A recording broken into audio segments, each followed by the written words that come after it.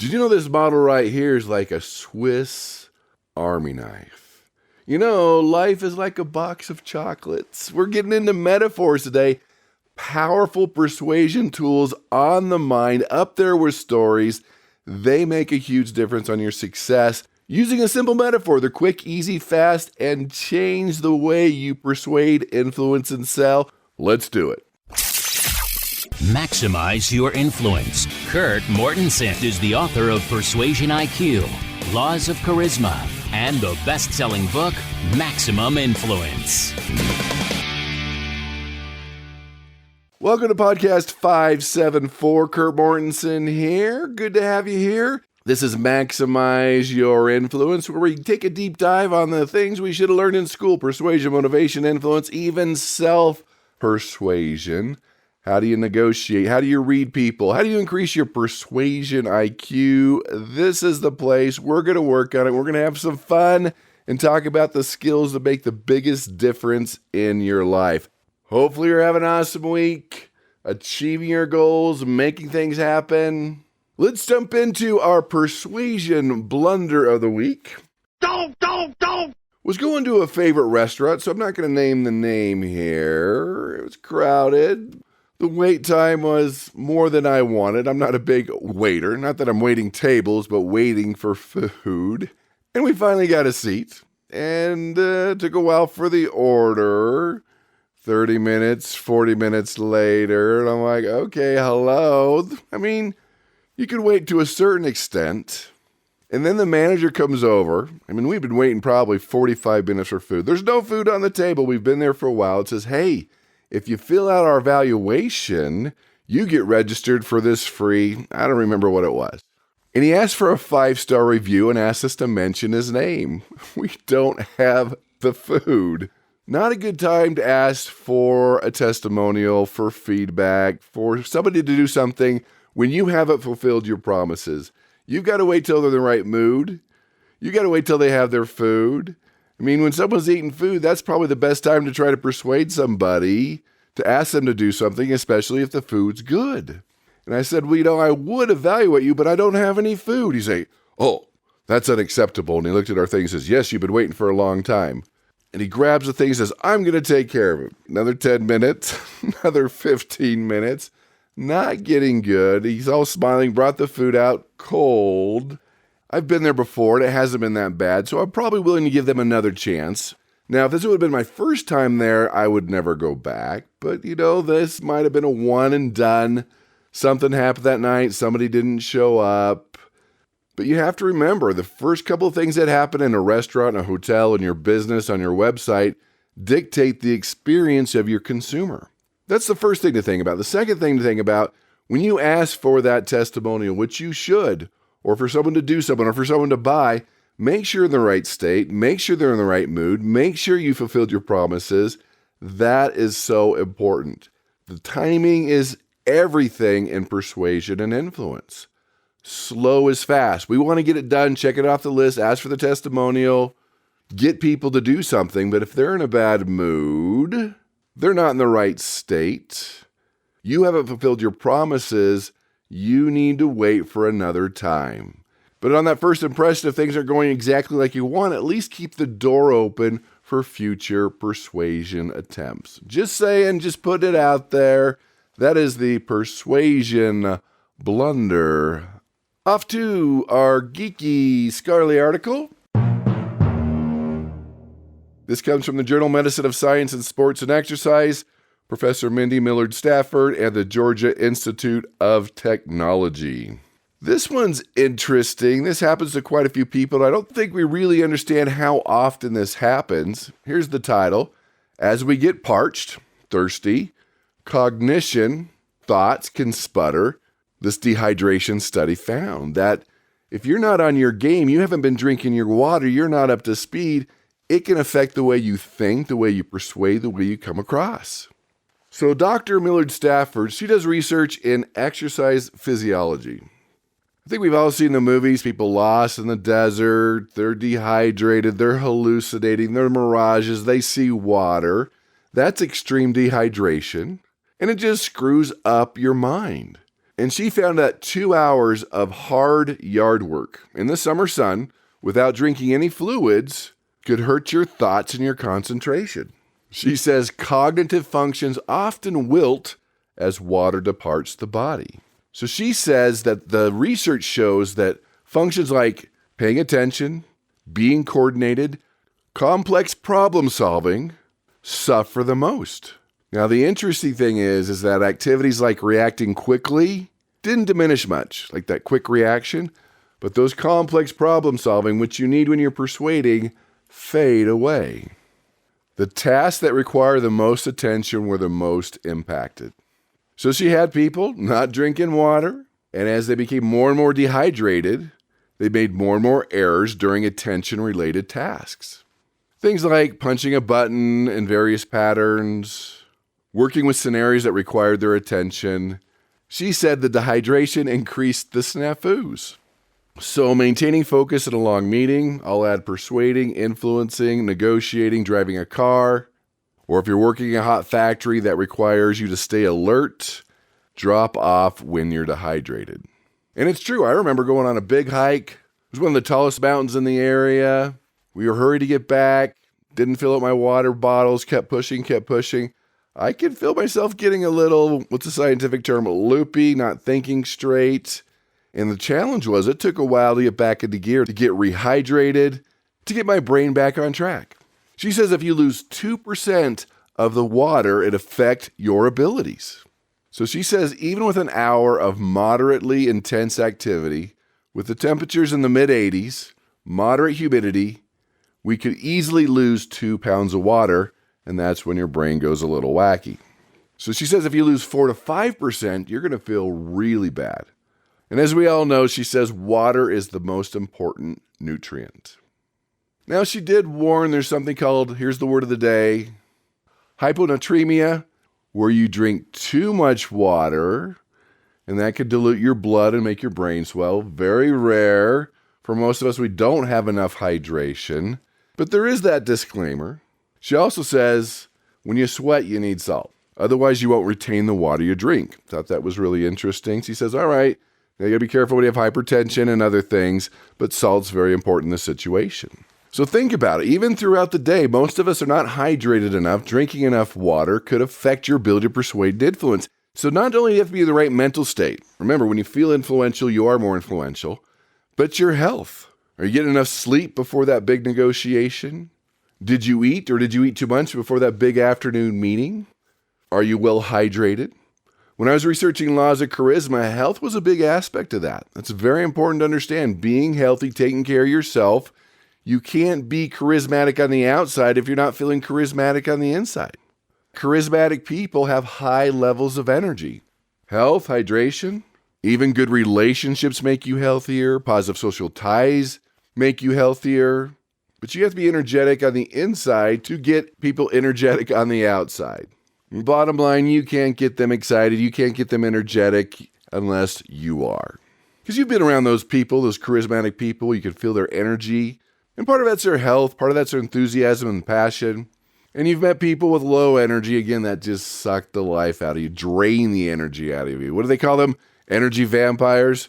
That's important. Take care of your health. Take care of yourself. Take care of your hydration. Critical pieces for your success. And I know we're all busy, got to do things, but this is up there with sharpening the axe, personal development like you're doing now, taking care of your health. Hopefully you're listening to this podcast while you're walking, you're exercising, doing something good. That's when I do a lot of my personal development is during my exercise time. So there you have it. That is the geeky Scarly article. Of course, these will be posted at maximizeyourinfluence.com, home of your free Persuasion IQ assessment, advanced influence training, and you can contact me. Let me know what you want to hear when we use your email or any suggestion or your article on the podcast. You get free. InfluenceUniversity.com, which is the advanced 52-week intense, go as fast or slow as you want, everything in one place program.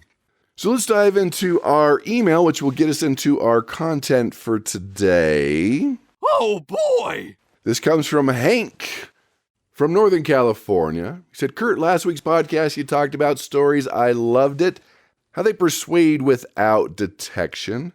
I've been working on my story list, but you mentioned metaphors, and that if you couldn't use a story, you use a metaphor.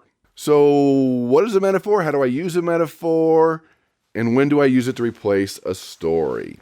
Thanks, Hank. Appreciate it. We'll send you your free version of influenceuniversity.com. But let's talk about those metaphors, what they are and how to use them. Now, last week we did talk about stories, and I would always use a story in a mixed audience, in a big presentation, but I'd also use metaphors. Different things resonate with different people. Remember, in a large group presentation, you're shooting down the middle because you have all the personalities in the room. Now, there's about 5 to 10% of the population that really doesn't like stories, get to the point, give me some numbers, facts, statistics, analytical type people. No right or wrong here, just different. If you didn't have a lot of time, and you don't feel like they're a story person, I would just use a metaphor. Again, a great presentation would include both a metaphor and a story. A metaphor is almost kind of a mini story that lights up more parts of the brain than just a fact or statistic alone. So a metaphor, don't want to trigger a bad subconscious feeling here with your English days, but it's basically a figure of speech that directly compares two unlike things without using like or as, like a simile. So a metaphor conveys ideas more vividly and emotionally than just saying it. It's not literal, but it paints the picture. It triggers feelings and emotion and lights up the brain. So a simile, it's like. Not having a personal development program is like a hole in your bucket. This home alarm system is like a police officer at your door 24 hours a day. Those are good too. When you talk about similes, analogies, examples, very good to light up the brain, and try to use as many as you can. So again, metaphor. You're comparing two unlike things and bringing them together. Life is a roller coaster. Okay, life is not a roller coaster, but you put them together, it implies that life has its ups, its downs, it's unpredictable, it's excitement, we're screaming, we're scared. At the end of the journey, it was like, wow, what was that? Life is a roller coaster. It just puts everything in perspective, triggers those emotions, and is more memorable. He is the shining star of our team. Time is a thief, suggesting that time takes away moments or opportunities in a similar way that a thief steals possessions. Love is a battlefield. Her voice was music to his ears. See where we're going with this? Metaphors add depth, creativity, letting persuaders convey complex ideas, triggering emotions in very creative ways. So to get a little geeky on this, a little science here, metaphors activate brain regions for sensory and emotional processing. They bypass, just like stories, the logical side of our mind, those rational defenses, by evoking emotions and imagery, because it's our visual part of the brain. And that makes your message more relatable and more persuasive. And it triggers good, hopefully if you're doing it the right way, good subconscious triggers. So again, they engage multiple parts of our brain. Logic, 1 or 2 if you're lucky. Start doing stories, metaphors, up to 7. It lets you provide an idea in maybe an unexpected way, which grabs their attention more. Bottom line, metaphors, stories are more persuasive than logic. They're sticky, they're easy to remember, they're easy to tell. So think of a good metaphor. If you can't think of one, ask your favorite AI. Say, give me 5 metaphors about this, and it'll give you a couple bad ones, but it also will give you a couple good ones that you can fine-tune, sculpt, adjust, that you can use. This software will become the heartbeat of your business.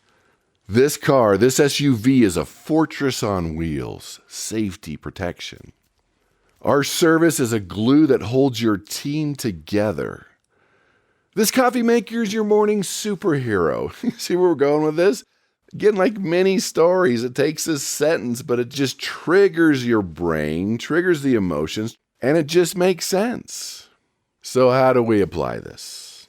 Well, first of all, understand your audience. You have to tailor your metaphors to resonate with their experiences, their values, their culture, their interests, and I'll add their personality. What are their needs, their pains, their preferences, and craft your metaphors so it really rings true to them. And when you come up with that metaphor, paint that picture, be descriptive. Help your audience visualize the benefits, because if they can't see it mentally, it's not going to happen physically. It triggers those emotions. Paint that picture, be descriptive. Not that you went to the beach, beautiful summer day, pulled over on Pacific Coast Highway, took off my shoes and socks and stepped on that warm sand, started walking towards the coast, could hear the waves crashing on the seashore, the seagulls playing in the air, the sun hitting my skin. That's painting the picture, and you want to be descriptive with your metaphors. And choose metaphors that really trigger the right emotions and feelings.